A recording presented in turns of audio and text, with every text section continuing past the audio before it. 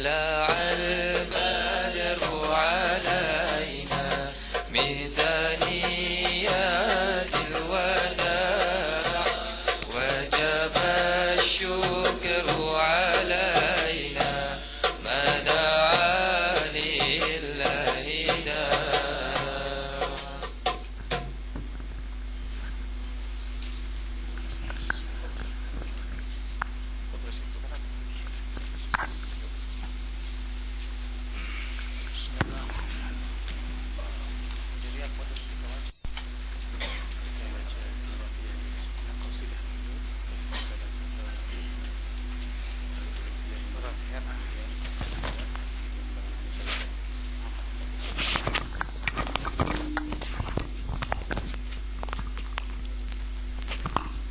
Bismillahirrahmanirrahim. Assalamualaikum warahmatullahi wabarakatuh. Kita buka majlis pada malam ini Ummul Kitab Al-Fatihah.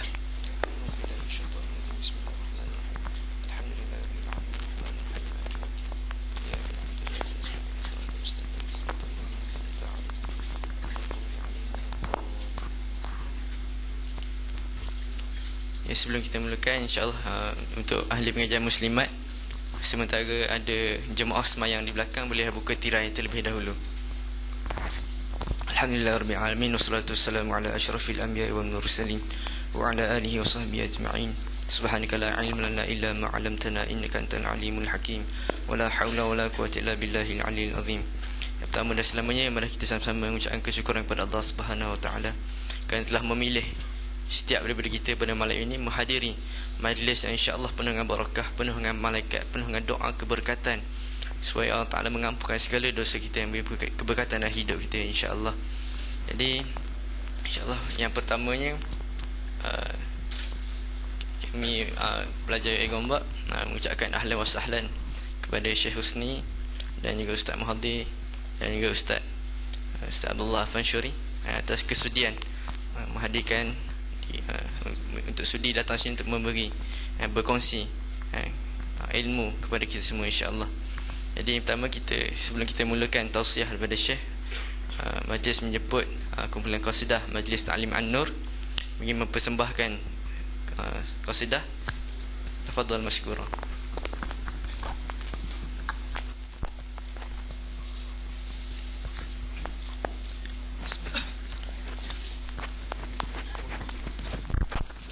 Allahumma salli wa sallim wa barik alaihi wa ala alihi sallallahu wasallam alaihi. Zahara ad-dinul mu'ayyad bi zuhuri Nabi Ahmad. ظهر الدين المؤيد بظهور النبي أحمد. يا هنانا بمحمد ذلك الفضل من الله.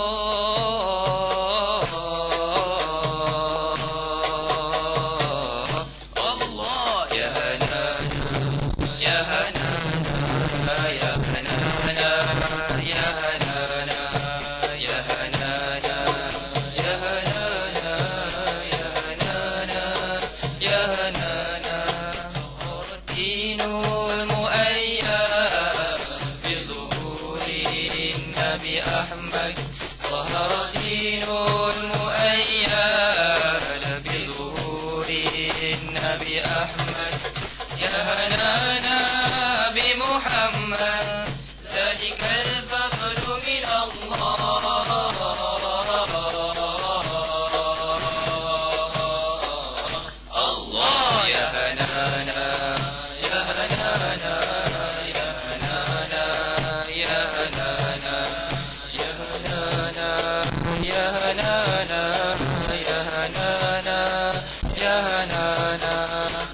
بالسبع المثاني وحوى لطف المعاني ما له في الخلق ثاني وعليه أنزل الله.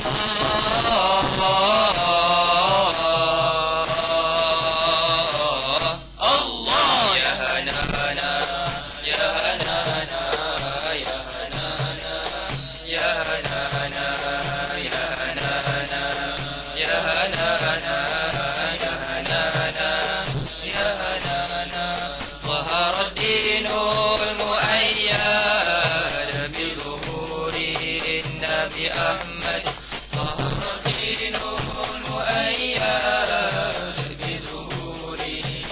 Nabi Ahmad. Ya hanana بمحمد ذلك الفضل من الله.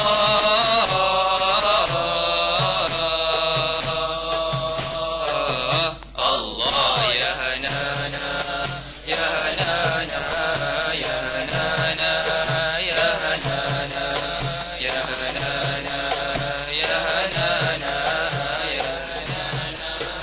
يا هنانا. أتب الناس خلقا وأجل الناس خلقا ذكره غربا وشرقا سائر والحمد لله.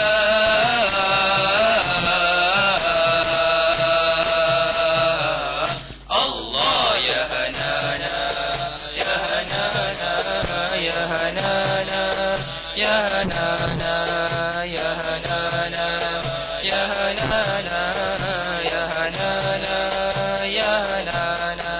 ظهر الدين المؤيد بظهور النبي أحمد. ظهر الدين المؤيد بظهور النبي أحمد.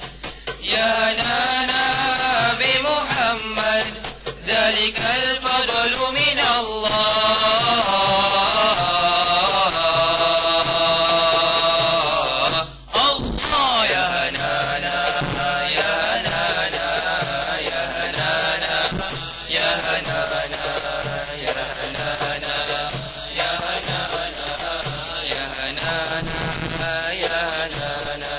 صلوا على خير الأنام المصطفى بدر التمام. صلوا عليه وسلموا اشفع لنا يوم الزحام.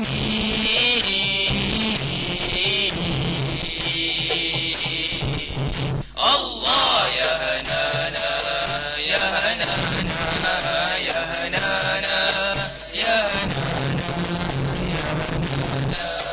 يا هنانا يا هنانا يا هنانا. ظهر الدين المؤيد بظهور النبي أحمد. ظهر الدين المؤيد بظهور النبي أحمد. يا هنانا بمحمد ذلك الفضل من الله.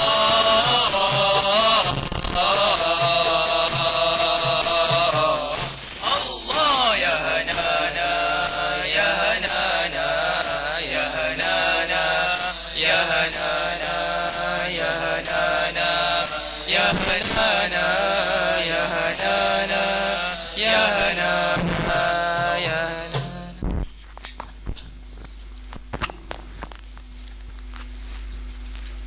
Syukran jazilan, jazakumullah khairan kepada kumpulan qasidah yang mempersembahkan qasidah kepada kita semua, insya-Allah. Jadi untuk seterusnya, sebelum kita menjemput Syekh untuk menyampaikan tausiah, majlis menjemput ahli pengajian muslimat untuk memenuhkan ruang di belakang. Tafadhal.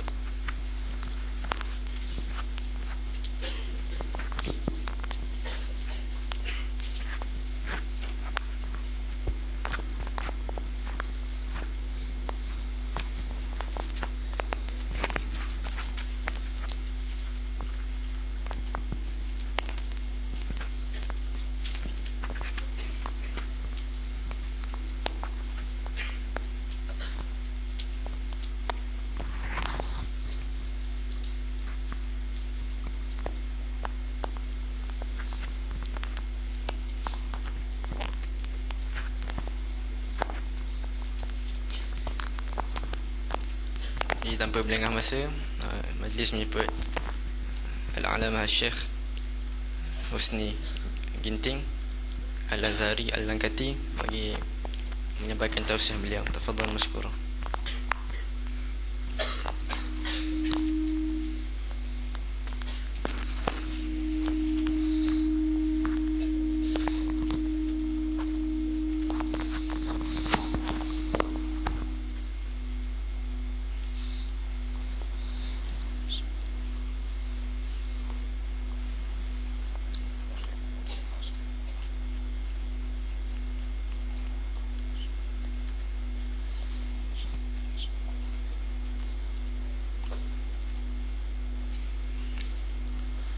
Assalamualaikum warahmatullahi wabarakatuh.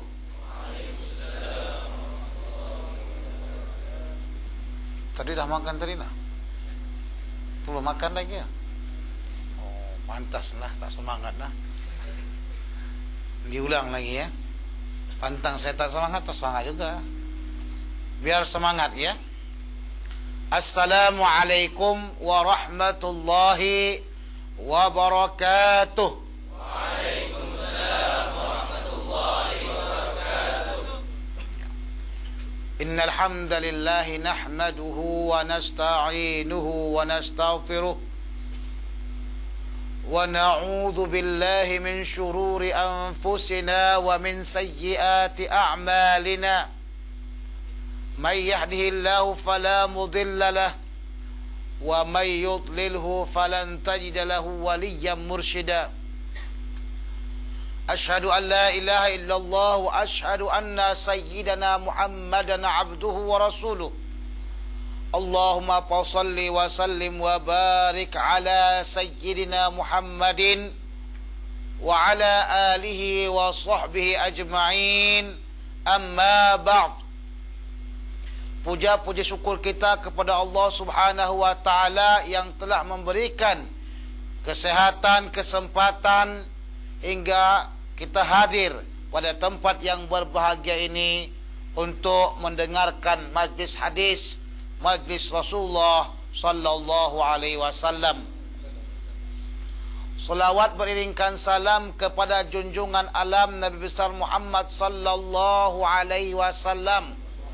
Wahati Aminah Habibullah kekasih Allah, yaitu Nabi Muhammad sallallahu alaihi wasallam, yang mana beliau mampu mengeluarkan umatnya daripada alam yang gelap, alam yang tidak memiliki peradaban, kepada alam yang terang dan alam yang memahami peradaban.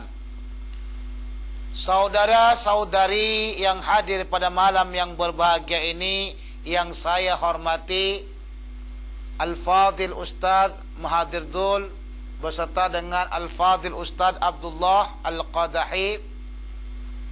Pada malam yang berbahagia ini, alhamdulillah saya sangat gembira melihat kembali wajah-wajah yang pernah saya lihat tahun sebelumnya, atau wajah-wajah yang belum pernah saya lihat, kan begitu.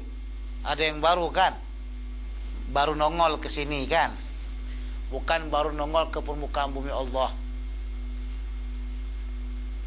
Acara yang kita laksanakan pada malam yang berbahagia ini adalah acara mendengarkan hadis Nabi sallallahu alaihi wasallam, yang mana pada zaman dahulu kala, tapi bukan tahun 1 ya, dari mulai tahun berapa? 1 Hijriah, 2 Hijriah, 3 Hijriah sampai pada masa 500 Hijriah, pengajian hadis sangat getol, sangat ramai, sangat banyak penyukanya. Para sahabat Nabi sallallahu alaihi wasallam berlomba-lomba ingin mendengarkan hadis Nabi sallallahu alaihi wasallam.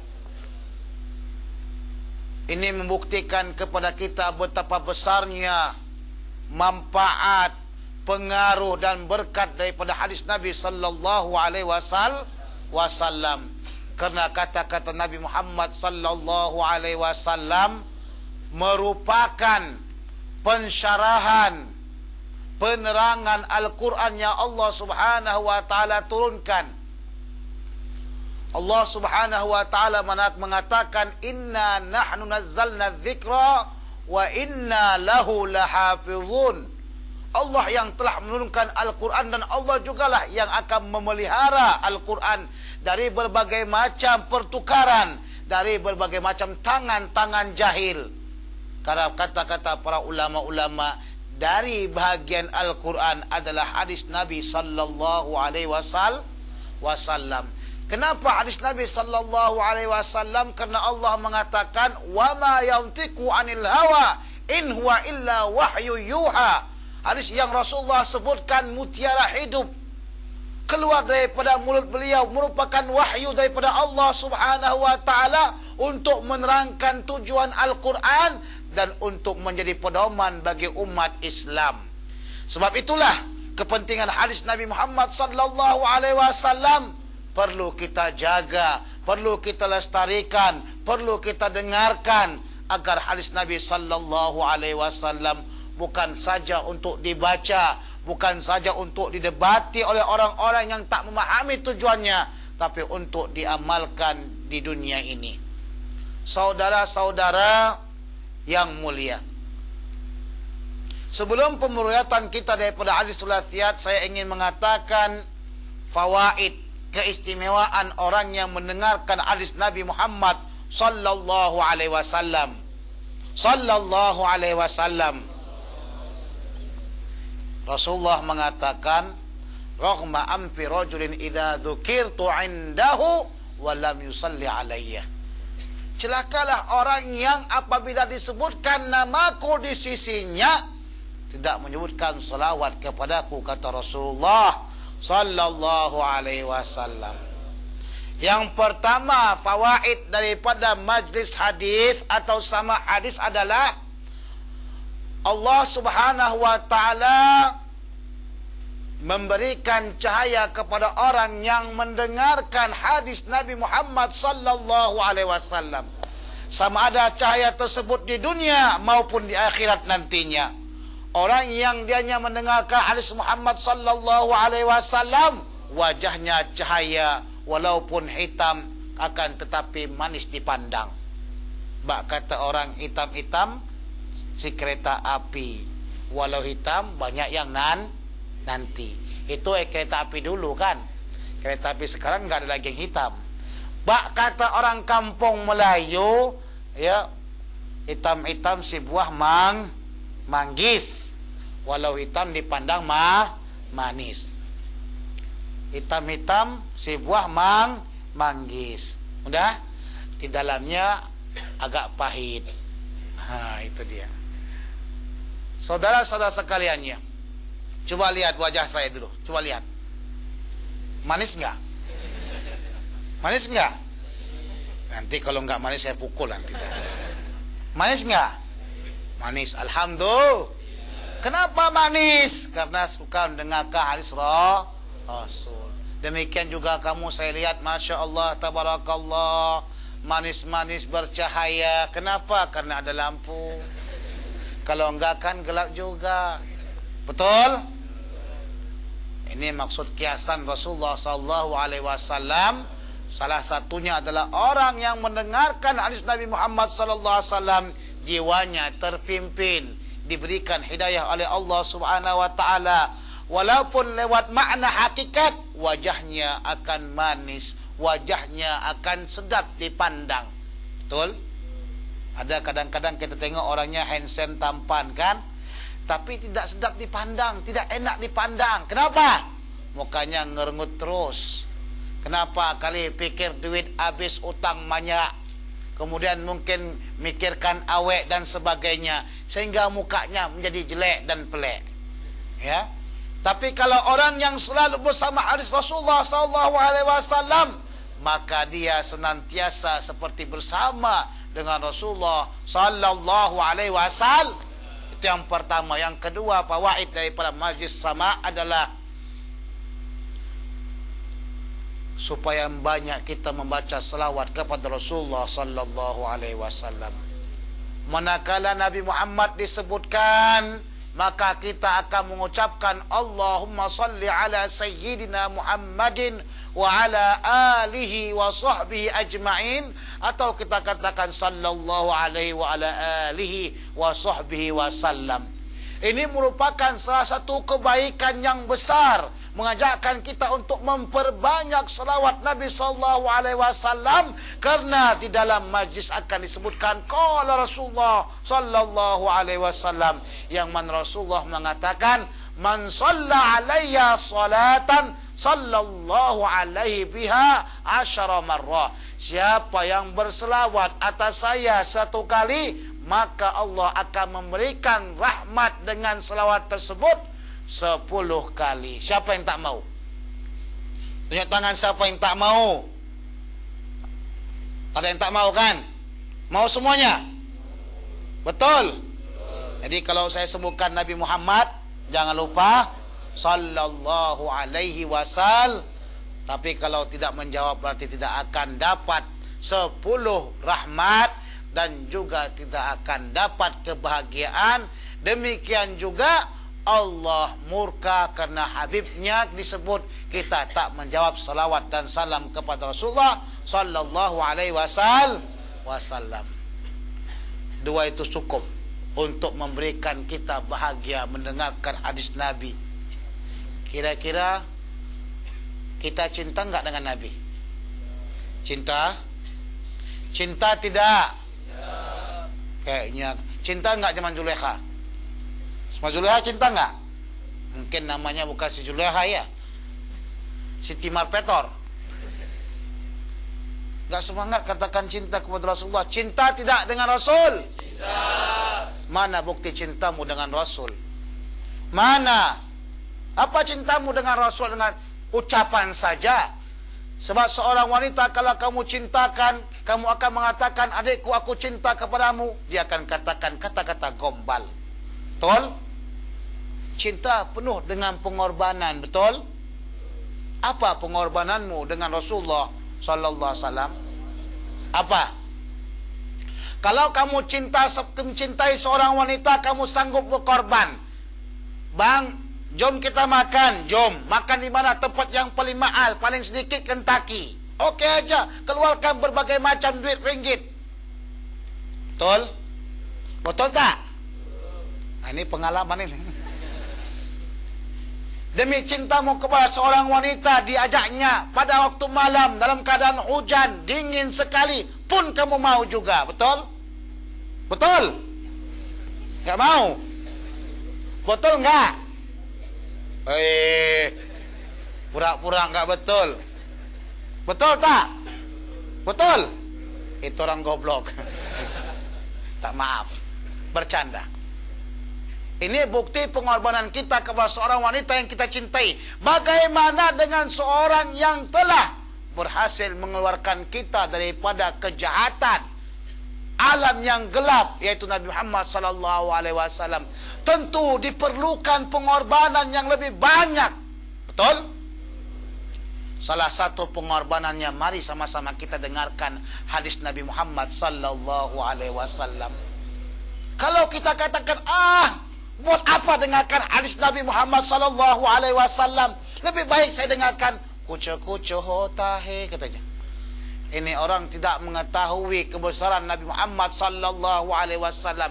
Ini orang tidak mengetahui kebesaran kata-kata sabda Rasulullah sallallahu alaihi wasallam. Sebab itu, mari dengan semangat kita dengarkan hadis Nabi Muhammad sallallahu alaihi wasallam. Para sahabat, para tabi'in, para ulama-ulama dahulunya, ya, ingin mendengarkan hadis Nabi Muhammad sallallahu alaihi wasallam, berjuang dengan cara rihlah dari satu tempat ke tempat yang lain, perjalanan yang panjang, perjalanan yang melelahkan, perjalanan yang memerlukan belanja yang banyak. Kita di sini kan tinggal di asrama, betul? Ada yang tinggal di awan, ada kan?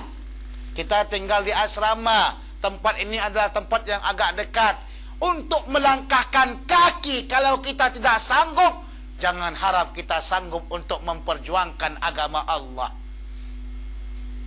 Jadi, perbanyaklah mendengarkan hadis-hadis Nabi Muhammad sallallahu alaihi wasallam agar hati kamu tenang, agar hati kamu tahu bagaimana kebesaran sabda Nabi Muhammad sallallahu alaihi wasallam. Sudah paham ya? Paham enggak? Kalau enggak paham tak apalah. Yang kedua yang ingin saya sampaikan kepada saudara tuan dan puan-puan sekaliannya, datuk-datuk dan datin-datin lah. Kadang-kadang kita kata ni kita akan bacakan kitab Thulathiyat Al-Bukhari. Di sini ada sebenarnya kertas tapi tak dan kata orang. Tak dan, tahu tak dan? Apa tu tak dan? Tak sempat. Dari bahasa Arabnya wala. Tak dan. Lawa atau wala? Tak la dan wa, lawa. Itu bahasa Arabnya. Jadi kerana tak dan dipotostik, Jadi antum dengarkan sajalah, jangan sampai mengantuk. Nah, jangan sampai dengan pertama sekali kamu dengan semangat mendengarkan saya, matamu tertuju kepada saya, kamu lihat dengan biji mata, akhir-akhirnya dengan kulit mata. Jangan sempat bagi. Kalau satu saja sudah ngantuk, dia akan memberikan pengaruh kepada yang sebelahnya. Yang pertama, buat zikir kalimat. Yang kedua, sebelah zikir buat kalimat berbentuk macam zikir, bukan zikir jalalah. Nah, jadi mohon kiranya ini hadis Rasulullah, berikan semangatmu, berikan senyummu. Senyum bukan senyum Pepsodent. Nah, jadi pertama yang ingin saya sebutkan adalah hadis Thulathiyat, yang sini sebenarnya adalah sebuah kitab yang insyaallah taala akan saya tobat insyaallah kalau Allah berikan izin. Namanya Faidul Jari Bittisali bi Thulathiyatil Muhammad bin Ismail Al-Bukhari. Ya, jadi ini maksudnya adalah sanad saya sampai kepada Thulathiyatnya Imam Muhammad bin Ismail Al-Bukhari. Muhammad bin Ismail Al-Bukhari. Kenal enggak? Kenal Muhammad bin Ismail? Kenal tidak Muhammad bin Ismail Al-Bukhari? Tak kenal? Aduh. Tak kenal? Hah? Tak kenal? Mawi kenal Mawi? Oh, kenal kali. Mawi tanggal lahirnya kenal. Makanan favorit kenal. Aweknya kenal. Semua kenal. Tapi Muhammad bin Ismail Al-Bukhari tak kenal bagaimana? Jadi mohon tengok lagi kembali ke kitab-kitab siapa dia Muhammad bin Ismail, tapi jangan ditanya kepada Kiai Google. Nah, nanti kata Pak Kiai Google, Tuan Guru Google, siapa Muhammad bin Ismail Bukhari itu. Jadi tengoklah kitab-kitab, tanya ulama-ulama siapa Muhammad bin Ismail Al-Bukhari yang mampu menggegarkan kota ilmu. Beliau seorang ulama besar, Al-Hafiz Amirul Mukminin, yang banyak menghafal hadis, yang telah berhasil membuat satu buku yaitu Sahih Bukhari, terkumpul padanya semua hadis sahih belaka. Semua hadis apa? Sahih belaka. Tahu belaka artinya apa? Belaka lah itu. Saja. Tak tahu saja belaka. Sudah. Jadi Imam Bukhari radhiyallahu taala anhu seorang muhaddis besar yang memiliki tingkat hafalan yang kuat. Tingkat hafalan yang kuat, hafalannya bukan seperti kita. Kadang-kadang kita ini pelupa, spek matanya pun dia lupa di mana diletakkannya. Betul? Betul tak? Pernah lupa dengan spek mata? Pernah? Di mana letaknya? Rupanya di mata juga kan? Dicari-cari manalah kurang asam betul. Tengok-tengok rupanya ternyata ada apa? Astagfirullahalazim, rupanya di mataku. Memang pelupa kita. Nah, ada kadang-kadang kunci pun tak tahu di mana lupa. Kita pelupa betul. Siapa sini pelupa? Tunjuk tangan. Semuanya pelupa. Gawat kita. Ini saya pesankan kepada kamu, kalau kamu pelupa, cara yang paling baik untuk mengingatkannya adalah ambil tali, ikatkan ke sini, ditulis kertas di sini apa yang mau kita buat. Nah, mau apa yang kita buat? Di sini semua sudah ada. Nanti tinggal tengok. Alhamdulillah begitu. InsyaAllah ta'ala kamu tetap ingat. Imam Bukhari ini orang yang sangat kuat hafalannya, sehingga beliau menghafal beribu-ribu hadis Nabi SAW. Nah, beribu-ribu hadis Nabi SAW beliau hafal, dan beliau buat satu buku, yang buku ini menjadi bahan rujukan seluruh umat Islam di dunia ini, yaitu kitab Sahih Bukhari yang kita kenal. Pernah baca kitab Sahih Bukhari? Pernah? Pernah bila di mana? Pernah baca novel? Pernah. Kalau nggak ngaku itu berdosa. Apa novel yang pernah kamu baca? Di Malaysia saya nggak tahu apa novel yang paling masyhur ya. Tapi kalau di Indonesia umpamanya Ketika Cinta Bertasbih. Nah, ayat-ayat cinta, sujud cinta, rukuk cinta, i'tidal cinta, tasbih cinta, semua pakai cinta. Inilah orang sekarang kan. Pernah baca tu?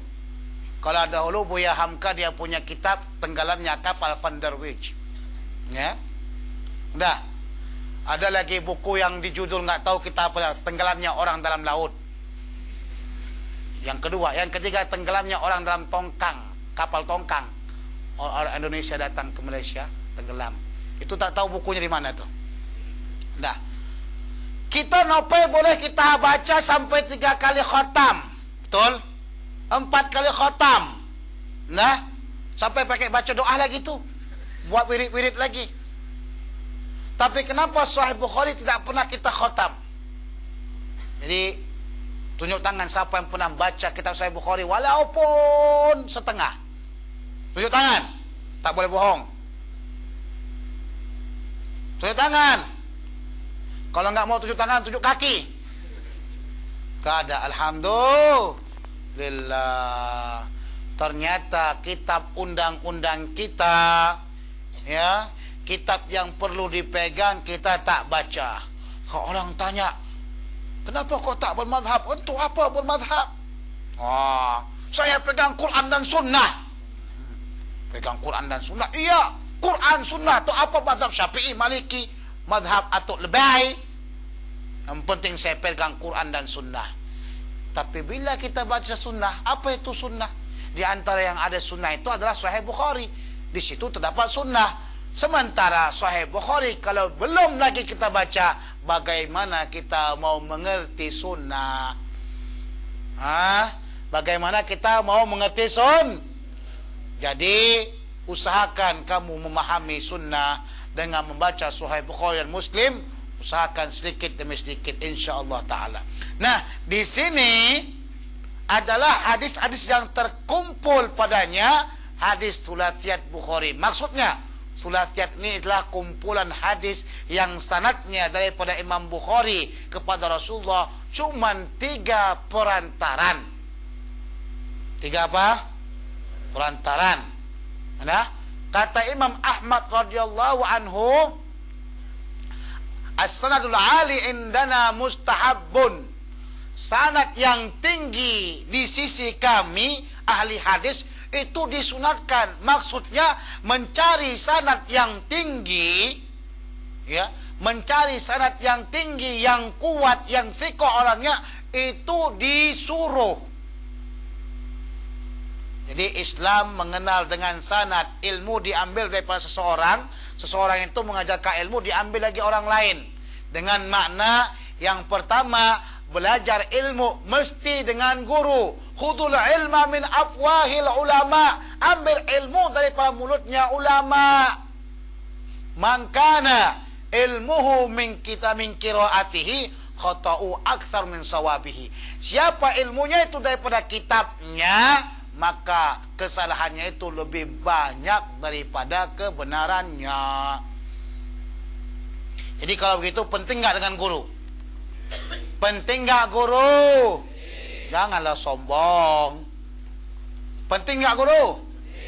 Saya mau tanya nih, jujur. Jujur. Bila ada satu rumah sakit. Memang walaupun rumah tak ada sakit, tapi ada rumah sakit. Satu rumah sakit membuatkan pengumuman. Diadakan pembedahan berbagai macam penyakit dengan tanpa dipungut bayaran. Siapa doktor pembedahnya? Terkenal dengan seseorang yang membedah, pakar bedah yang tidak pernah belajar dengan seorang guru. Dia akan bedah kita. Dia tidak pernah punya guru untuk mengajar dia bedah. Tapi dia sudah pandai bedah karena sering bedah ayam. Nah, kira-kira kamu mau enggak? Mau enggak? Masa enggak mau kan? Pray. Enggak bayar. Mau enggak? Kalau ada yang mau namanya orang bodoh, bin tolol, bin goblok, bin bloon, bin oon, bin botol, bodoh tolol. Karena menyangkut kehidupan kan. Kalau salah sedikit mati. Nah, ini ilmu demikian juga. Kalau sekiranya salah menyangkut kesesatan kita masuk surga atau neraka. Makanya perlu guru. Nah, di sini sanad an polan dari polan itu adalah menunjukkan bahwasanya ilmu yang telah diterimanya daripada si polan menunjukkan ilmu itu datang daripada seorang guru. Jadi ilmu bukan datang begitu saja, ilmu mesti didatangi dan diambil ilmu tersebut. Di sini antara Imam Bukhari kepada Rasulullah SAW cuma 3. Jadi sanad itu terbagi 2 bagian. Ada sanad yang tinggi, ada sanad yang rendah. Nah, jikalau terjadi antara pengarang kitab kepada Rasulullah cuma sedikit jumlahnya, itu dikatakan sanad ali. Kalau makin bertambah sanadnya, makin banyak sanadnya, itu dikatakan sanad nazil. Yang kita baca ini adalah sanad yang paling tinggi sekali di dalam kitab Sahih Bukhari, terdiri daripada 22 hadis yang mana dikatakan dengan thulathiyat atau bilangan 3 perawi dari Bukhari ke Rasulullah sallallahu alaihi wasallam. Lemah lagi dia. Sallallahu alaihi wasallam. Saya semangat, kamu kok nggak semangat? Belum lagi dibaca. Nah, sekarang kita baca hadis awal. Paham nggak apa dikatakan thulathiyat tadi? Apa? Tolong sama-sama jawab. Sebelum kamu tahu, saya nggak akan baca. Apa? 3 perantaraan antara Bukhari dan Rasulullah sallallahu alaihi wasallam. Dan ini dikatakan sanad yang paling tinggi yang ada di dalam Sahih Bukhari. Oke. Dalam Muwatta yang paling tinggi sanadnya cuma 2. Imam Malik, Muwatta karangan siapa? Imam Malik. Nah, Muwatta karangan Imam Malik itu paling tinggi 2. Imam Malik meriwayatkan daripada Nafi' 1. Nafi' meriwayatkan daripada Abdullah bin Umar 2. Abdullah bin Umar langsung kepada Rasulullah. Jadi namanya thunaiyat. Apa namanya? Thunaiyat. Thunaiyat dia apa namanya? 2 jaraknya, ya, 2 orang dia. Nah, Imam Muslim tidak ada padanya thulathiyat, tapi ada namanya rubaiyat. Apa namanya? Rubaiyat. Kenapa? Yang paling tinggi dalam kitab Sahih Muslim di antara Imam Muslim kepada Rasulullah ada 3 orang perantara. Ya. Imam Tirmidzi ada sedikit daripada thulathiyat dan paling banyaknya adalah rubaiyat. Imam Ahmad ada lebih sekitar 300-an thulathiyatnya. Dari sini kita ketahui sunnah hukumnya kita mencari sanad yang paling tinggi, karena para ulama juga akan mencari sanad yang tinggi. 1. Yang kedua, syaratnya juga kalau sanad itu tinggi mesti orangnya thiqah, terpercaya, bukan pendusta. Orang yang mesti kuat. Apa gunanya sanadnya ali, tinggi, tapi kalau orangnya dhaif atau pendusta? Sebab yang kita inginkan adalah sanad yang tinggi dan yang thiqah, terpercaya. Karena kata Rasulullah sallallahu alaihi wasallam, "Man kadzaba alayya muta'ammidan falyatabawa maq'adahu minan nar." Siapa yang mendustakan terhadap saya, ya, maka hendaklah dia persiapkan tempatnya nanti di akhirat nanti, tempatnya kumpul dengan orang-orang yang kafir atau tempatnya kumpul dengan orang-orang yang pendusta di neraka, waliyadzubillah. Baiklah, kita bacakan hadis yang pertama. Al-hadithul awal, qala Al-Langkati. Al-Langkati maksudnya saya nisbah kepada satu kampung di Langkat dekat dengan Sumatera Timur. Zaman dahulu namanya Sumatera Timur, bagian kerajaan Langkat. Dahulu sebelum kerajaan Langkat dikatakan dengan kerajaan Aru. Kalau tak tahu, udahlah kita. Dulu kan semua orang Melayu belajar semua itu. Kerajaan Aru, kerajaan Langkat, kerajaan Melaka, kerajaan apa? Pasai. Tahu tak? Kalau tak tahu tak apa, tak ditanya di akhirat nanti. Qala ambani Syekh Ahmad Damanhuri bin Arman Al-Bantani Al-Indonesi Al-Makki. Beliau ini syekh saya yang meninggal dunia tahun 1426 Hijriah, yang saya buatkan biografinya dalam kitab saya Ghayatur Rusuh fi Mu'jamis Suyukh, dan itu kitab telah dicetak di Mesir pada tahun selesainya tanggal 11 Agustus 2012. Qala akhbarana Syekh Umar Hamdan Al-Mahrisi qala ambana Syekh Muhammad Mahfuz bin Abdullah At-Tirmizi Al-Indonesi ini merupakan muhaddis besarnya orang Nusantara. Di antara orang yang paling hebat dalam ilmu hadis dan fiqih adalah Syekh Muhammad Mahfuz bin Abdullah At-Tirmizi. Beliau lahir di Jawa, membesar di Jawa, kemudian mengaji ke Mekah Al-Mukarramah, kemudian beliau mengarang kitab dengan berbahasa Arab. Ya. Biografi beliau ditulis banyak oleh kitab-kitab yang lainnya, di antaranya adalah kitab Jawahirul Hisan dan selainnya. Qala haddatsana Syekh Said Abu Bakar bin Muhammad Syatwa Al-Makki qala akhbarna Syekh Said Ahmad bin Zaini Dahlan Al-Makki an Syekh Utsman bin Hasan Ad-Dimyati an Syekh Muhammad Ali As-Sinwani an Isa bin Ahmad Abrawi an Syekh Muhammad Ad-Difri an Syekh Salim bin Abdullah Al-Basri an walidihi Abdullah bin Salim Al-Basri an Syekh Muhammad bin Alauddin Al-Babili an Syekh Salim bin Muhammad As-Sinhari an Najam Muhammad bin Ahmad Al-Ghaiti an Syekh Al-Islam Zakaria bin Muhammad Al-Ansari an Al-Hafidh Ahmad bin Ali bin Hajar Asqalani an Ibrahim bin Ahmad At-Tunukhi an Abi Al-Abbas Ahmad bin Abi Talib Al-Hajjar an Al-Husain Ibn Mubarak Az-Zabidi Al-Hamali an Abi Al-Waqt Abdul Awal bin Isa Al-Sijzi an Abi Al-Hasan Abdul Rahman bin Muzarib bin Daud Ad-Daudi an Abi Muhammad Abdullah bin Ahmad As-Sarakhsi an Abi Abdillahi Muhammad bin Yusuf bin Matar Al-Fabri qala haddatsani Imam Al-Hafidh Abi Abdillah Muhammad bin Ismail Ibrahim Al-Bukhari qala haddatsana Makki bin Ibrahim qala haddatsani Yazid bin Abi Ubaid an Salamata qala sami'tu an-nabiyya sallallahu alaihi wasallam yaqul may yaqul alayya man lam aqul falyatabawwa maq'adahu minan nar. Siapa saja yang mengatakan terhadap saya yang aku tak mengatakannya, maka adalah siapkan tempatnya di neraka. Wal iyadzu billah. Hadis ini termasuk hadis yang mutawatir, ya.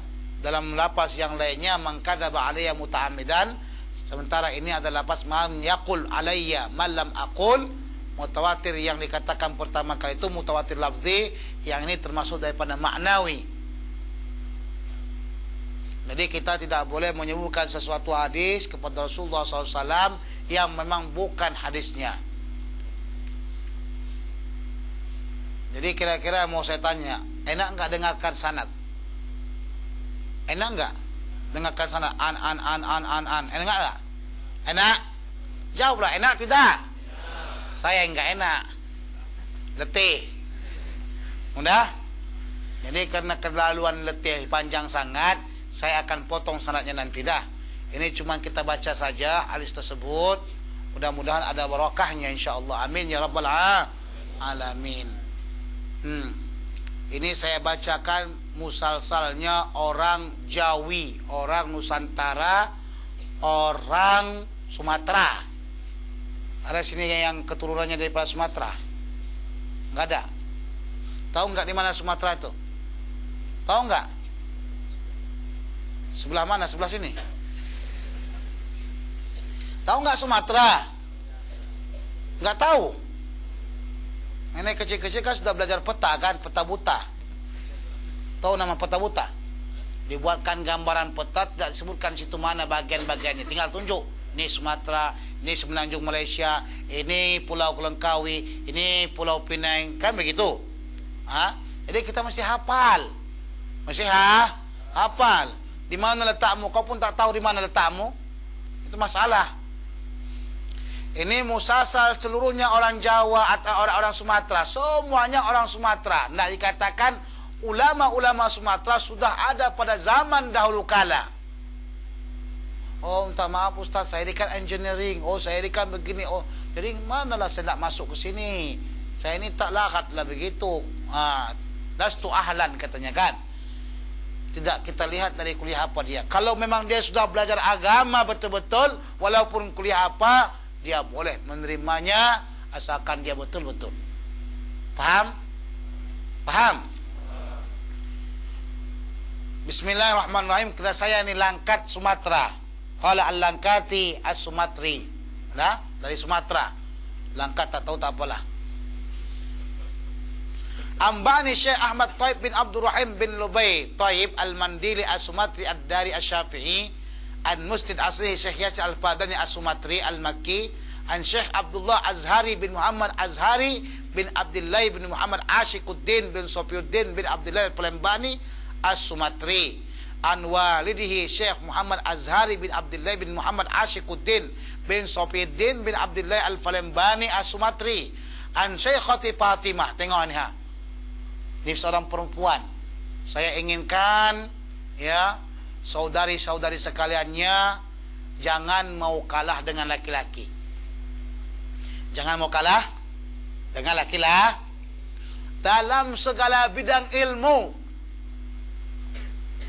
Ya.